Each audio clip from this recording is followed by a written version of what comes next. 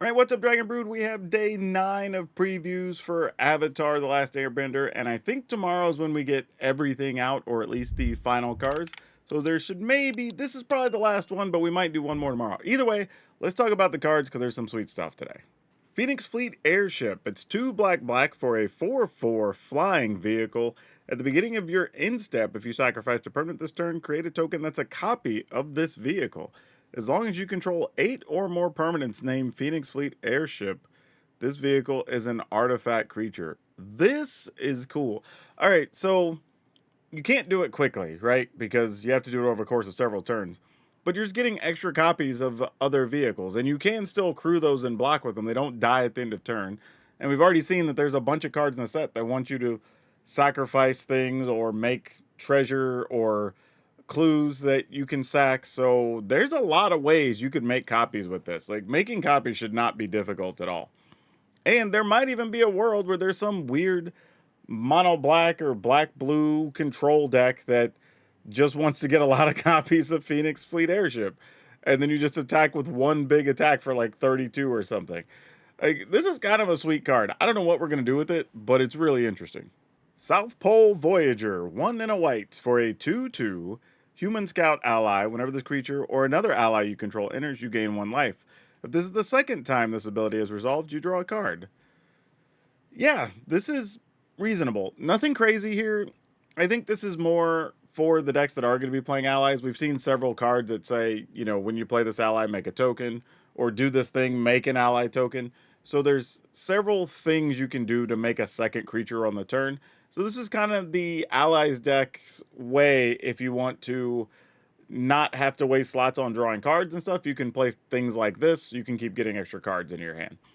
But, you know, it's solid. Nothing too crazy. Curious Farm Animals. 1 for a 1/1 boar, elk, bird, ox. Okay, wait. Okay, before I even read the ability does. Remember that card we saw from a couple days ago that says for each creature type, the card gets +1/+1? Like, cards like this are what you like. This is a 1 mana 4/4 effect, or 5/5. Like, crazy. But anyway, when this creature dies, you gain 3 life. You can pay 2, sacrifice this creature, destroy up to 1 artifact or enchantment. Oh, that's cool. This is actually a really useful common. Like, it's a 1 mana 1/1 for all practical intents and purposes. Other ways to pump it up, but that's neither here nor there. It doesn't fit any of the popular themes, being a boar, elk, bird, ox. I guess technically it fits birds, but birds isn't super popular.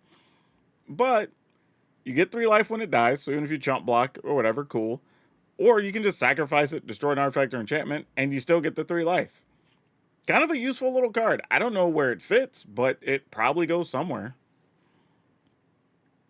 Water Tribe Captain, 2 and a white for a 3/3 human soldier ally. Creatures you control get +1/+1 until end of turn if you pay 5 mana. Not so much. Anytime you see these types of cards that are like pay 3, pay 4, pay 6, whatever, get some number of bonus, they just never pan out. I mean, maybe there's some weird world where you need a place to dump all your firebending mana in a red-white deck, but realistically, you're not going to play this. Vengeful Villagers, a 3 and a white for a 3/3 human citizen. Whenever this creature attacks, choose target creature an opponent controls. You tap it, then you may sacrifice an artifact or creature. If you do, put a stun counter on that creature. This is probably more of a limited card. It's just too slow and not impactful enough for a 4 mana card to be something you want to play in a standard 60 card deck. It's neat, flavorful, but nothing we're going to be playing with. Accumulate Wisdom, 1 and a blue for an instant lesson. Look at the top 3 cards of your library. Put one of those cards in your hand, the rest on the bottom of your library in any order. Put each of those cards into your hand instead of if there are 3 or more lesson cards in your graveyard. Ooh. So you look at 3, keep 1, put the others on the bottom. But if you already have 3 lessons in your graveyard, this is just pay 2, draw 3. Yeah, this seems worth it. Like, at first I was like, man, it's fine. And then you read the last line, you're like, oh, okay, hold up. Maybe. Yeah, there's a world where this actually gets played and just pay 2, draw 3 at instant speed. Pretty awesome. Canyon Crawler, 6 mana, 6/6. 4 black for a spider, beast, death touch. When this creature enters, create a food token. Has swamp loss cycling of 2. Generally, I would say these types of cards are not great. 6 mana for 6/6, even with Death Touch and making a food, just isn't enough really because of the things we can do with 5, 6, 7 mana right now. But the fact that it has swamp cycling does give it value. Whether that's in a reanimator deck where you just want to get other big things in your graveyard, you want to make sure you hit your land drops so you can cycle and go get a swamp. I mean, there's some things you can do with this. Not saying it's going to be a key piece to anything, but it's at least something to keep your mind on when deck building. Ruinous waterbending, 1 black black for a sorcery lesson. As an additional cost to cast this, you may waterbend 4, which is tap any number of creatures and artifacts up to for 1 for each. So for waterbend 4, you need to tap 4 creatures and or artifacts. All creatures get -2/-2 till their turn. If this spell's additional cost was paid, whenever a creature dies this turn, you gain that much life. So if you do it for 3, it's just a 3 mana, creatures get -2/-2, which we've seen actually in a couple of sets recently. I think we have a couple in standard still. But then, if you pay the extra 4, however you pay it, then you get to gain a life for each creature that dies. Like, that's playable. I wouldn't say good, but definitely playable. There's a Boar-q-pine. Okay. 2 in a red for a 2/2 Boar-q-pine. Whenever you cast a non-creature spell, put a +1/+1 counter on this creature. Yeah, it's cute. I mean, it does some things. I don't know. It feels worse than the other cards we've had this ability recently, because those were like 2 mana 1/2s. And we didn't play those that often, so I don't think this one's going to get played. Foggy Swamp Vinebender. 3 and a green for a 4/3 human plant ally. This creature can't be blocked by creatures with power 2 or less. It has waterbending 5. Put a +1/+1 counter on this creature. Activate only during your turn. This is a solid limited card, but we're not doing anything with it in constructed. Air Nomad Legacy, a blue and a white. Enchantment. When this enchantment enters, create a clue token. Creatures you control with flying get +1/+1. Okay, this has some value, right? Because there's been birds, and I mentioned them earlier, oddly, but birds have been kind of like on the cusp. At least birds that don't have to be a bunch of chocobos. But there's also other bats and other things that are in white that you could also play to work with this. Momo actually being one of the new ones. This could help create another deck and also gives you a clue token just as a bonus, if nothing else. So, reasonable card. Nothing crazy, but this could be part of another build. Toph, hardheaded teacher. 2 red-green, so 4 mana for a 3/4 human warrior ally. When Toph enters, you may discard a card. If you do, return target instant or sorcery card from your graveyard to your hand.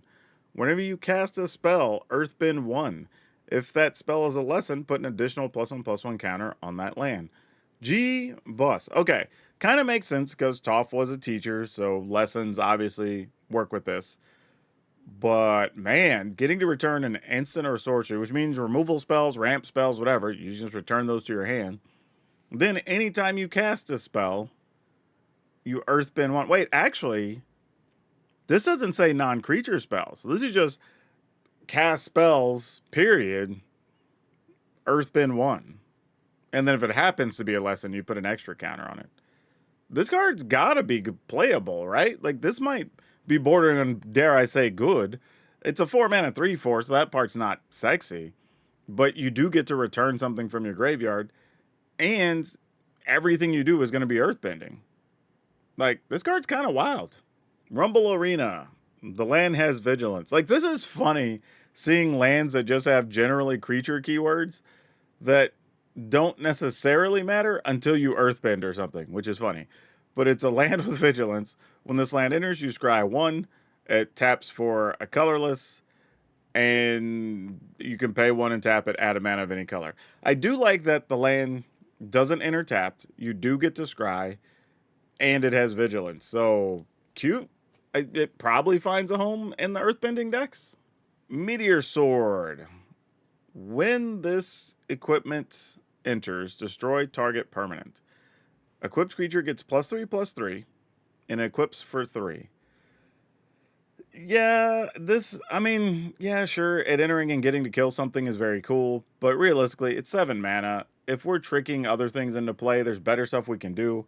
There's better kill spells we could play if we need to destroy stuff. Yeah, this is just kind of a thing. It's in limited, I would play it because it's still a late game removal spell, but in standard constructed, we're not doing it.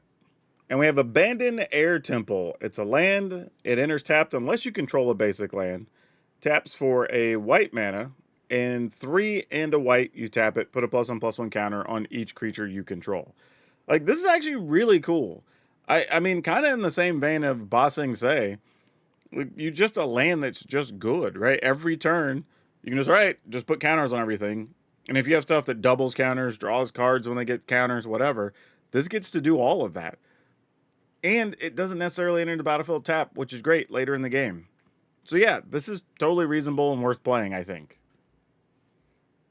Okay, so we're getting down to seeing almost all the cards outside of a chunk of commons and a few uncommons and maybe 1 or 2 remaining rares.